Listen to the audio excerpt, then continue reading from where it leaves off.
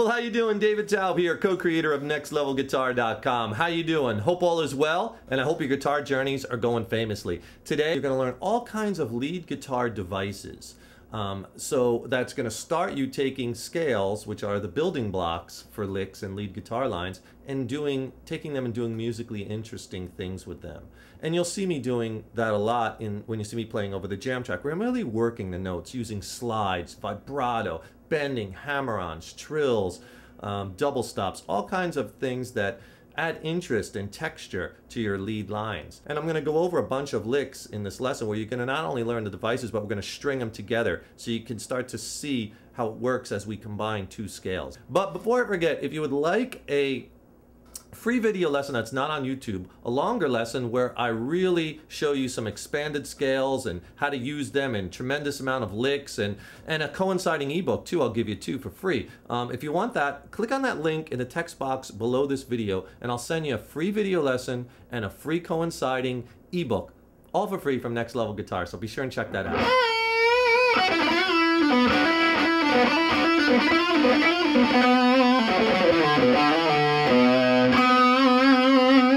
And the chords that we're using in this progression are just a B minor 7 to an E minor 7 to an F sharp minor 7. And it's just a basic 1, 4, 5 minor key.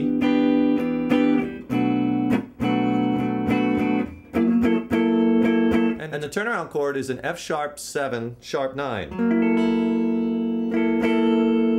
And it's basically just a 1, 4, 5, 12 bar minor key blues. We're in the key of B minor.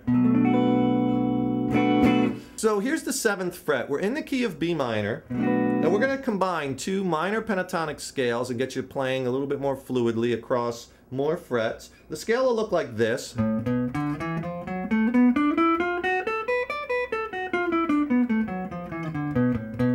Okay, so we're going to start it at the 5th fret, and we're actually using this box and your basic box shape and combining them together. So with your first finger, you're going to play the 5th fret and 7th fret on the low E string. Then you're going to play the 5th fret on the A string. And then you're going to slide that up and play 7, 8, and 9. We're adding that blue note, that flat 5, the F note. So far you get this. Then it's 7, 9 on the D string. Then we're going to play 7, 9, 10. There's that blue note again, right? That F note. And then 7, 10 on the B, 7, 10 on the high E. Notice when I descend, how that first finger slides back. Right? So here's the whole thing slow.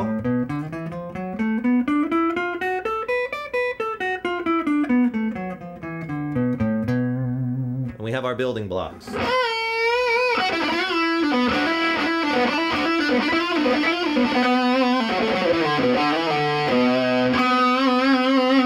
So what I'm doing is I'm bending and releasing and then bending up again, and I got my pinky on the A note at the 10th fret and I'm bending that up to the 12th fret. That's a great bend in this blues because we're bending up to the root note or the B note. So in blues and rock on the B string, that's always a great bend to do. And what I'm doing is I'm bending it up, letting it down, and then bending it up again with vibrato.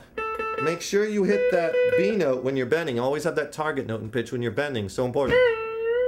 So what I'm doing is I kind of bend it up quickly and let it down. But you hear both notes, right? You hear the B and the A. It's a great technique I use a lot. Fast bends. You get that wow, and then bend it up again. And then what I do is I go to another bend. So after I do that bend up and down, then I do 9th fret and 7th fret on the G string. And then I do another bend where I'm bending to the blue note on the G string, but when I do that, it's only a half a step, not a whole step. And I do what I call another technique I like calling the jerk the chain bend. See, it's real fast, up and down. I call it jerk the chain. And then I pull off. from that 9th to the 7th fret.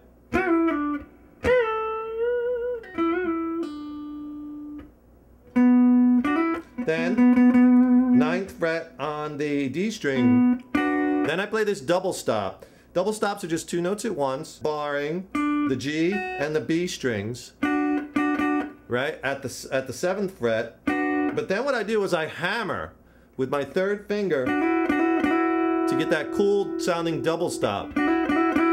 And I hammer from the 7th to the 9th fret, so I'm hammering on the G string, 7th, 9th fret, but I'm letting the B string ring. And that's a very, very common double stop technique in minor pentatonic and blues, where you're hammering onto that. In this instance, we're hammering on the E note.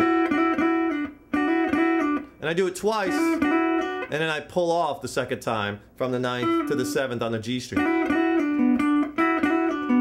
And then in between, I go back to the root note. Notice I'm playing this 7th fret on the D string. I'm sorry, 9th fret on the D string quite a bit, because that's my root note. You always want to know what those root notes are, and you're going to be resolving a lot of those times to that root note. So I'm going back and forth between that 9th fret on the D, 7th fret on the G. So here's what we got so far.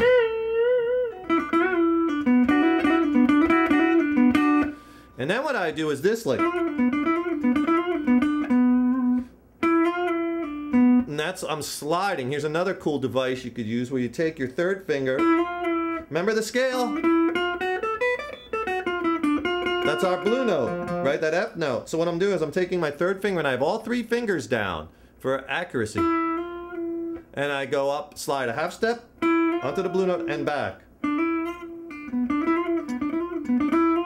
So, start with the 7th fret, G string, 9th fret, G string, hit the 9th fret, G string again, slide it to the 10th, slide back to the 9th, pull off to the 7th.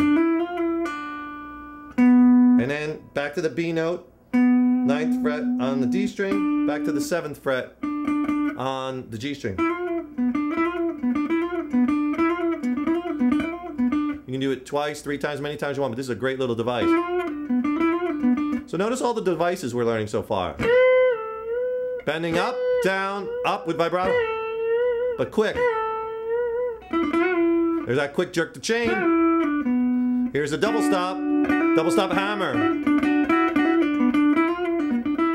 There's that slide to the blue note on the G string. Notice how we connect this all together in a fluid line.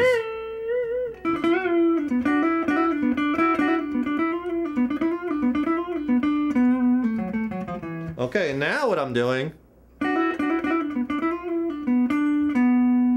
I just go down the blues scale.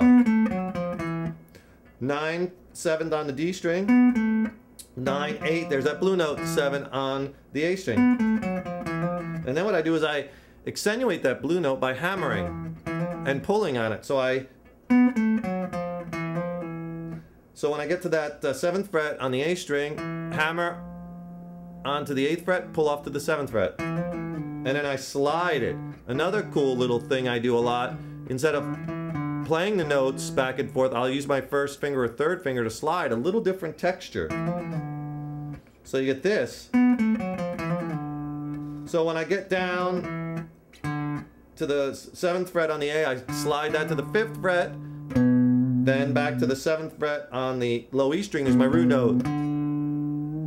And you can do a lot with that C note, that flat 3rd, I mean the D note, that flat 3rd on the A string. You could bend it a little bit.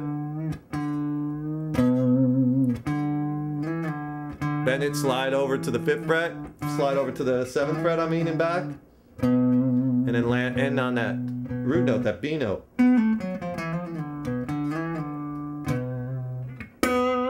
And then just a little dot the I hit the root note, the B note on the G string. 4th fret. Here's all the licks and devices slow.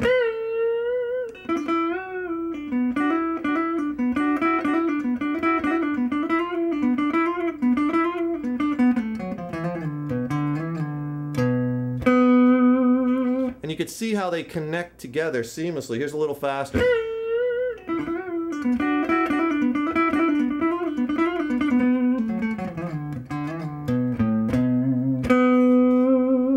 there's so much you could do with that.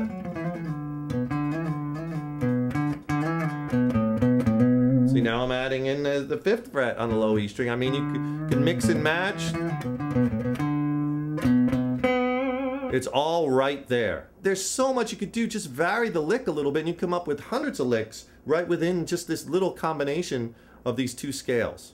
So keep in mind throughout this lesson, you know, we're going to be taking these techniques and we're going to combine it with, you know, feeling, right? Because there comes a time when you got to kind of forget a lot about the scales and, you know, kind of put that in your subconscious and play from the heart, right? You got to kind of forget about all the techniques and the scales and the modes and the theory and just play. And if you want some really high quality jam tracks that I recorded in the studio, they sound great, they're amazing tracks, and they come with an ebook that talks about the different scales that you could play over them, and it teaches you how to start picking apart chord progressions and tracks and keys and how to know what to play over what. So each audio CD comes with a coinciding ebook, big ebook, like 50, 60 pages with all the scales diagrammed out and, you know, explains, you know, how to do this. And so you can blast this over all your playing. And if you'd like to listen to some samples and check out those, I have a Rock Jam Tracks Plus package, a Blues Jam Tracks Plus package, and a Delta Blues Jam Tracks Plus package. Hard to say those fast.